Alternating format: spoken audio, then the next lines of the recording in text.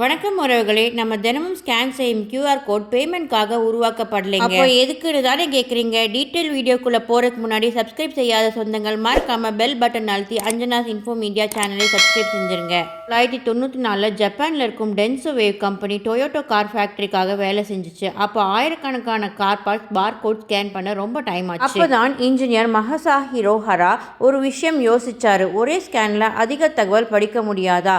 அப்போதான் QR கோடை உருவாக்குனார். QR கோடோட விரிவாக்கம் என்னன்னு பார்த்தீங்கன்னா, quick response code. Bar code ஒரு சிங்கிள் லைன் தகவல் தான் படிக்கும். ஆனால் QR கோடு 2 திசையிலும் தகவலை படித்து பார் கோடை விட பல மடங்கு நிறைய கார் பார்ட்ஸை ஸ்கேன் செஞ்சுது. இதில் இன்ட்ரெஸ்டிங் ஃபேக்ட் என்னன்னா, இந்த QR கோட் கோ என்ற போர்ட் கேம் பேட்டர்ன்ல இருந்து டிசைன் பண்ணாங்க. முன்ன QR கோடை கார் பார்ட்ஸ் ட்ராக் பண்ணத்தான் உருவாக்கி இருந்தாங்க.